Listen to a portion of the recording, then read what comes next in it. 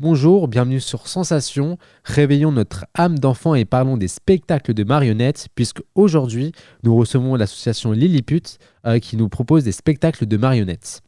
Je suis avec Riens Maritoni, membre de l'association Lilliput, pour nous en parler. Bonjour. Merci à Radio Sensation de nous inviter.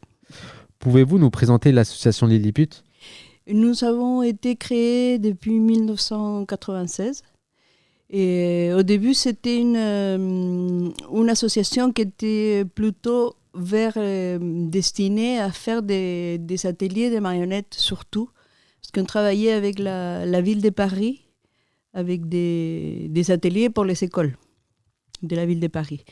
Et après, nous avons évolué parce que puisque tous les membres de Lilliput sont des gens, des comédiens, des graphistes, des marionnettistes, nous avons commencé à préparer des spectacles.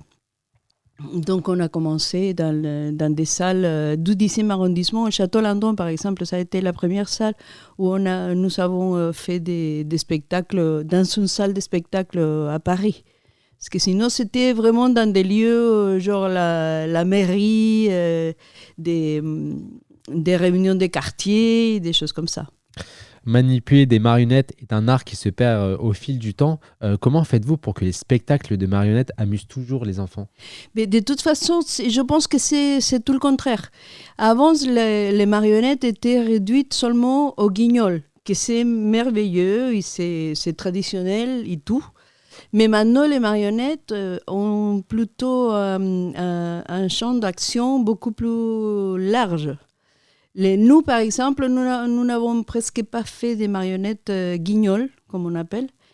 Nous avons fait toujours, depuis le début, même avec ce spectacle qu'on va jouer là, dans tous nos spectacles, nous avons partagé la scène entre des marionnettes en taille nature et des comédiens. C'est-à-dire que les marionnettes vraiment font la tâche des comédiens sur scène. Nous sommes en plein dans la période des fêtes de fin d'année et notamment avec Noël. Quels sont les types de spectacles de marionnettes que vous proposez en cette période ? Est-ce que vous proposez des spectacles de marionnettes pour Noël ? Oui, c'est des spectacles qui sont adaptés plutôt à Noël. Oui, par exemple, la semaine prochaine, nous avons des spectacles dans des écoles parisiennes aussi, dans le 12e arrondissement. Et des spectacles qui sont adaptés pour les fêtes. Et donc, ça vous arrive de faire des partenariats avec des écoles pour présenter des spectacles ? Vous n'avez pas forcément vos propres locaux, vos propres salles de spectacle, vous faites aussi également donc, des partenariats. Mais nous avons c'est long notre parcours. Donc, nous avons tout. Soit travailler dans des salles de spectacle, dans des salles exprès faites pour les spectacles, mais aussi nous avons eu des partenariats avec la ville de Paris, par exemple, pour aller dans les écoles et faire des spectacles, énormément, aussi dans des bibliothèques, ludothèques. C'est vraiment... Tout espace est possible pour les spectacles de marionnettes. Maintenant, ça dépend du type de marionnettes. Mais nous faisons des marionnettes et des guignols un peu, mais c'est surtout, comme je vous dis, des marionnettes en taille naturelle. Parce que nous essayons de travailler dans l'évolution de la marionnette contemporaine. Et ne vous trompez pas, les marionnettes ne commencent pas à se perdre dans les habitudes, elles commencent à être présentes partout. Dans plein de spectacles de théâtre d'acteurs, je veux dire, on utilise maintenant des marionnettes à tous les niveaux, même l'Opéra de Paris, la Comédie Française, tous les genres de spectacles commencent, des institutions commencent à s'intéresser au spectacle, à ajouter des marionnettes dans leur spectacle. Si mes petits cousins, par exemple, âgés de 7 et 8 ans, veulent assister à vos spectacles de marionnettes, concrètement, y a-t-il des conditions pour pouvoir regarder les spectacles ? Est-ce que c'est payant, par exemple ? Oui, ça dépend aussi, parce que nous aussi, il faut que les comédiens qui travaillent dans nos pièces puissent vivre. Sont des comédiens professionnels. C'est pas l'association est sans but lucratif, mais les gens qui travaillent, qui sont salariés, sont des professionnels. Donc oui, normalement on travaille, on fait des choses qui parfois sont pas payées. Comme on a beaucoup aimé faire des ateliers, par exemple intergénérationnels. Et on réunissait des enfants des écoles et des personnes âgées dans les EHPAD, par exemple.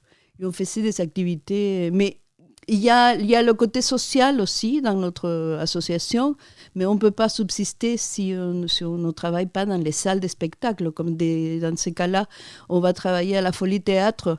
Là, de mars à mai, on va faire Le Pauvre et Méchant Loup.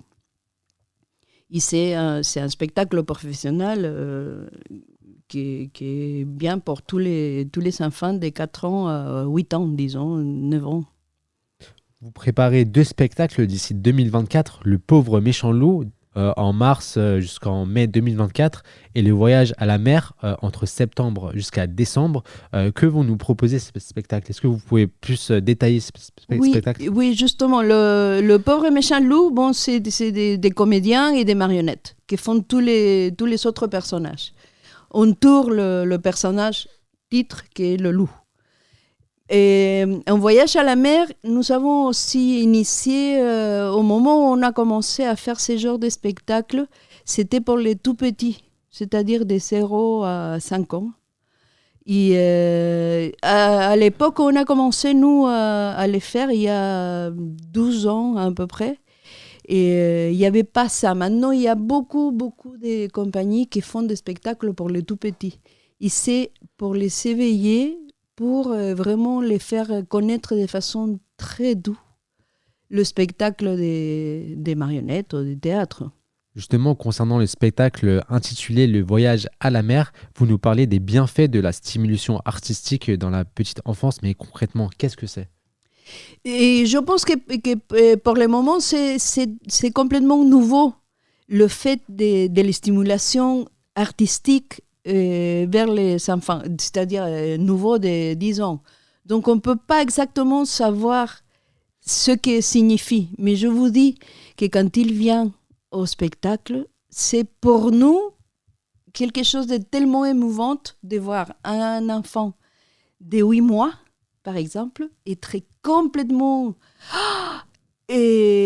admiratif et ému de voir ce qui se passe dans la scène. Donc, il y a vraiment une réception incroyable de tous ces sens, parce qu'il y a de la musique, il y a des lumières, il y a des textes qu'ils ne vont pas comprendre, mais qui ont de la musique aussi. Hein. Les textes expriment, même s'ils ne savent pas encore parler. Donc, c'est très salutaire, c'est très riche pour les petits. L'association a été fondée en 1996. Il y a eu de nombreux spectacles depuis sa création. Est-ce que vous pouvez partager quelques-uns des moments ou des spectacles les plus mémorables envers les enfants? Oui, nous avons fait effectivement une quinzaine de spectacles. Des spectacles que j'ai beaucoup aimés parce que je suis d'origine péruvienne. Et que j'ai fait, c'est le Cholito au pays des Incas. C'est quelque chose que j'ai vraiment fait avec beaucoup de tendresse et qui a eu un très bon accueil des publics et de la presse. Nous avons eu les 3T, des Télérama. À ce moment-là, vraiment, Télérama, c'était une revue qui signifiait quelque chose pour des références, je veux dire. Et à la recherche de l'oiseau des paradis aussi, c'était un super spectacle qu'on a joué et on pourra peut-être sortir des valises pour le rejouer à un moment donné. Très bien, merci à vous, Reyes Maritoni. On ira dans vos salles de spectacle pour voir les spectacles de marionnettes. Merci d'avoir été avec nous sur Radio Sensation. Je rappelle que vous faites partie de l'association Lilliput. Pour plus d'informations sur Lilliput, rendez-vous sur votre site internet lilliput.fr. Merci à l'IECPA de Paris de nous avoir prêté leurs locaux pour pouvoir réaliser cette émission. Et pour revoir ou réécouter cette émission, rendez-vous sur notre site et notre application Radio Sensation.